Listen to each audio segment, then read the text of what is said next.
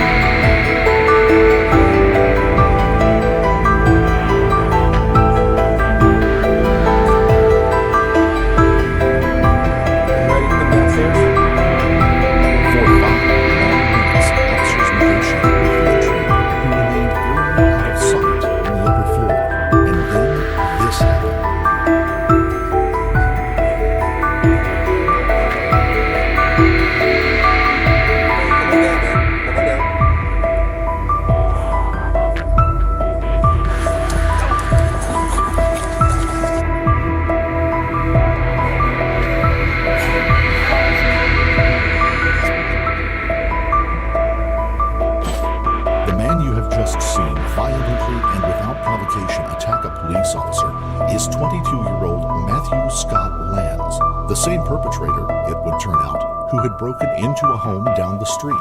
Unbeknownst to officers, Lanz had pulled out a hunting knife as he descended the stairs and then used it to viciously stab the nearest officer. By the time officers had successfully detained him, tasering, pepper spraying, and finally shooting him, Lanz had inflicted 6 near-fatal wounds to the officer's neck and back. Thankfully, the officer made a recovery, although you can see from this footage that he was lucky to escape with his life. One of the wounds barely missed his brainstem at the base of his skull. Another stab wound was within millimeters of his carotid artery. Lanz, meanwhile, was taken to a nearby hospital where he, too, made a full recovery. But exactly who is Matthew Scott Lanz, other than being someone clearly deranged and homicidal? It's fair to say that, had police officers known more about the man they were dealing with that day, they would have taken a distinctly less diplomatic approach to his detainment. Welcome to Fear Files, where we discuss and dissect the most mysterious, terrifying, and mind-bending cases from all over the world. Before we start, we would like to send our thoughts and prayers to the loved ones of all those who fell victim to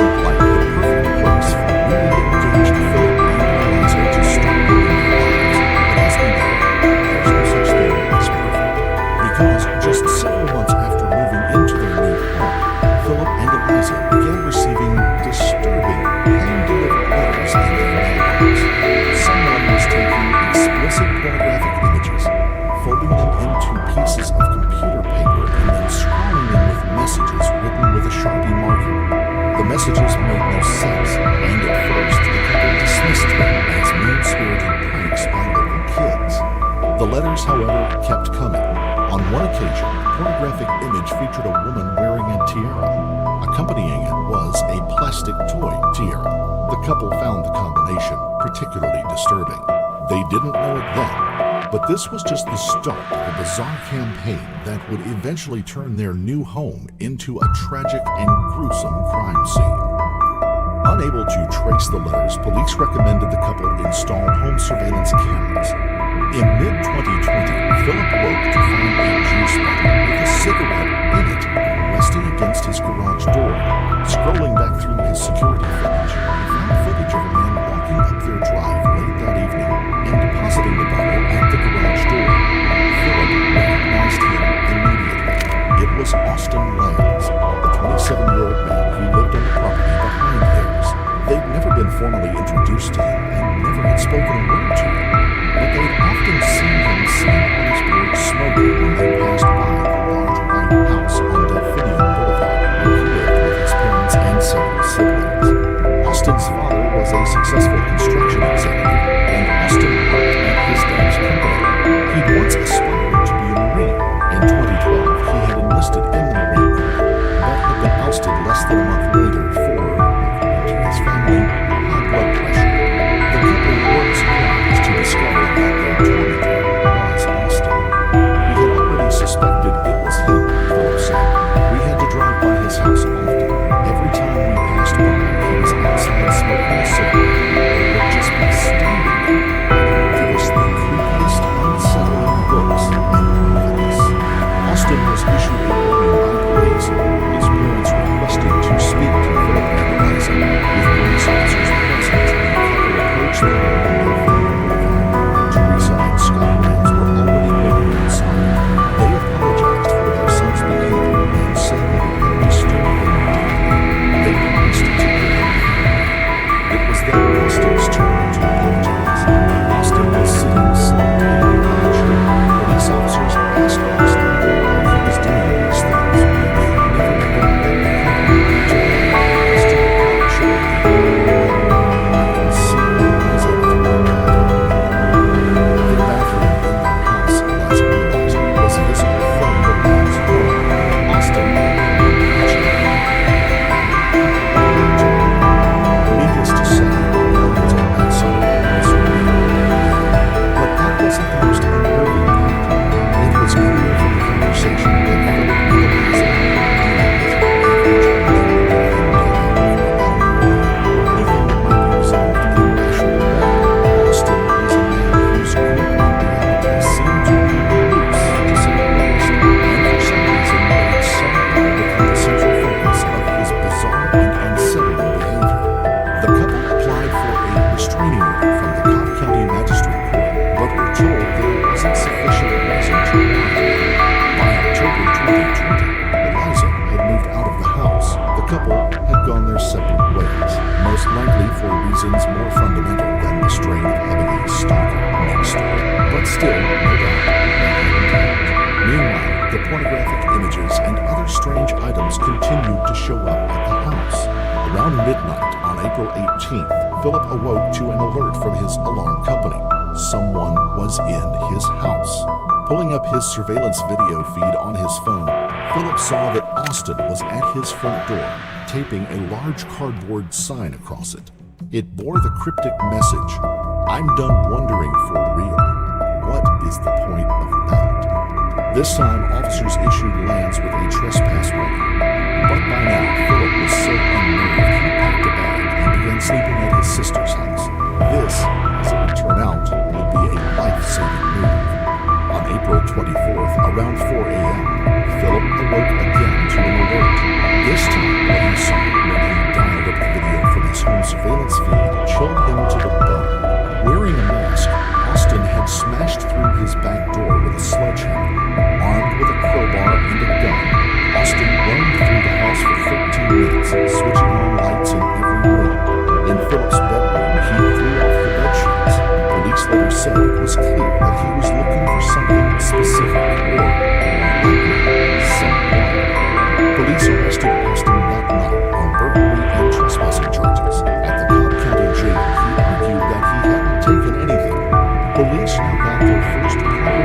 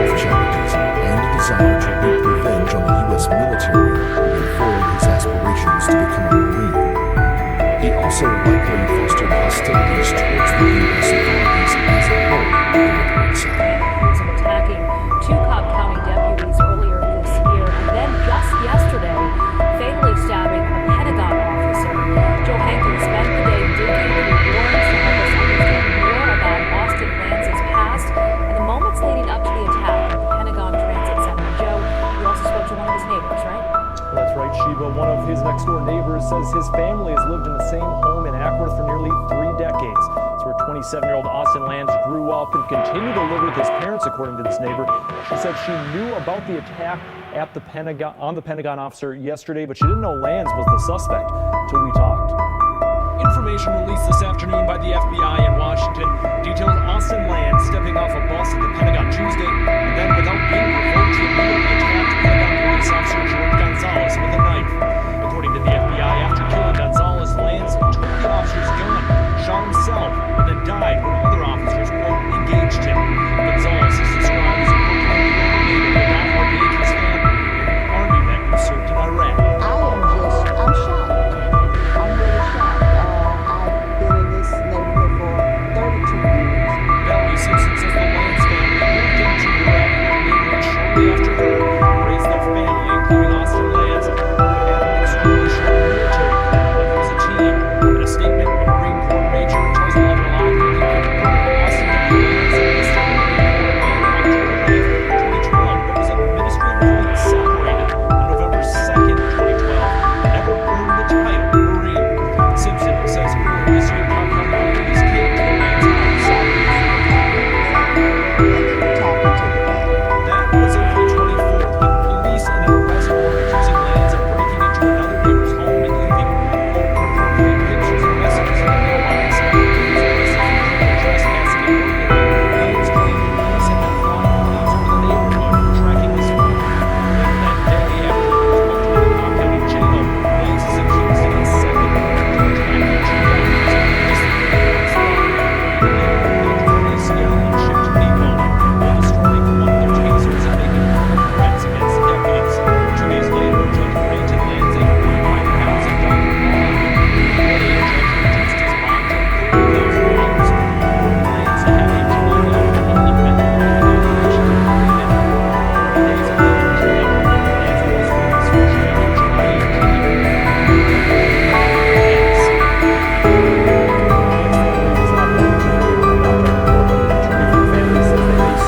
Lanz will spend his first trial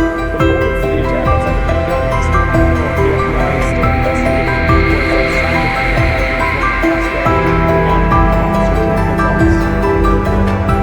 It would seem that the desire for revenge on the military had since separated the territorial South versus against persecution by the Indians. Lanz's family issued a statement offering heartfelt condolences to the family of George Gonzalez, saying that they were sorry and heartbroken.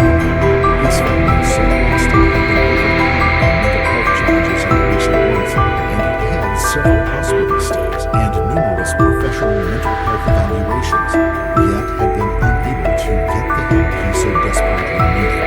It appeared to be the tragic end to a tragic chapter.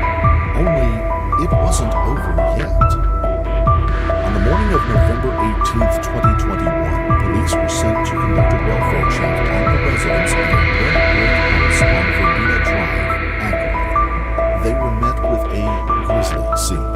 The body of a young woman was found sitting on the couch. She had gunshot wounds to her leg, wrists, and face. The body of a man was lying on the floor next to her. He had been shot in the head, shoulder, and torso. It was the same house that, just several months earlier, had been the target of so many disturbing letters, including a home invasion by a man wielding a crowbar. Only that man was now dead, and this was not the couple who'd been harassed for so many long months. As it turned out, earlier that year, the house on Verbena Drive had been put up for sale. Perhaps the whole stalking experience had taken the shine off the Ackworth neighborhood for a foot of bread. Whatever the reason, the house was purchased on August the 31st, 2021 by Justin Thomas Hicks and his wife Amber Hicks, both 31. The couple had soon moved in, along with their 2-year-old son, Jacob. The Hicks were childhood sweethearts who grew up down the street from each other. Tim was a 6-year veteran firefighter in the Cherokee County Fire and Emergency Services and had recently completed his paramedic training. Amber had studied sports medicine and was an audiology assistant at an audiology and hearing aid center. This was their first home. On her Facebook page, Amber posted pictures of the couple with their son outside the house and thanked their real estate agent for finding them their dream home. September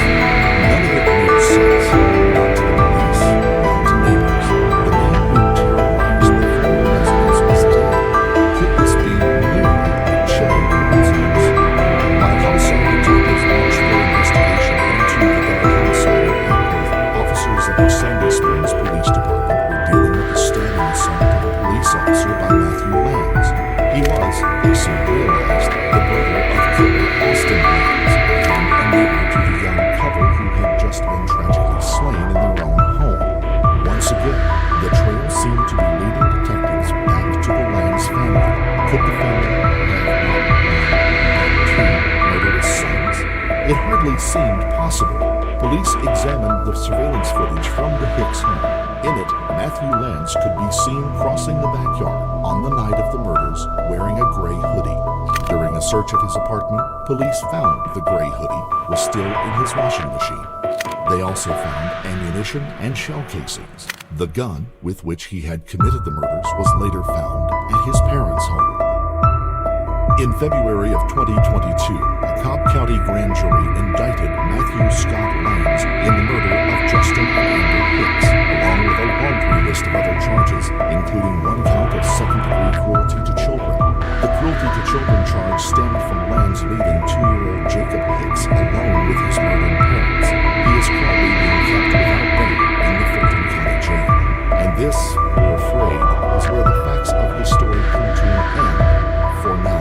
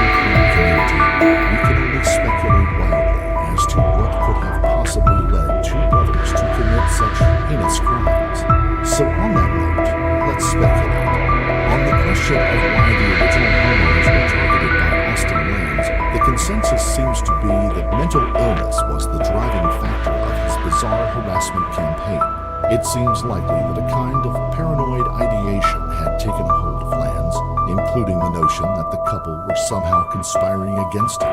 Perhaps Austin's delusions were even far-reaching, that the couple had been installed in the house to watch him as part of some government-led conspiracy, hence his talk of phone tracking and his violent attacks on police. But what of Matthew? Amber's cousin speculated that it could have been a case of mistaken identity and retribution for his older brother's death.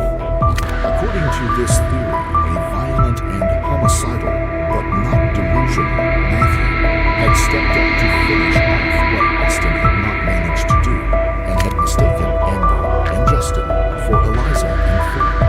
But mental illness, we know, has a strong hereditary component. If Austin was schizophrenic or suffering from some form of psychosis, it's possible that Matthew may have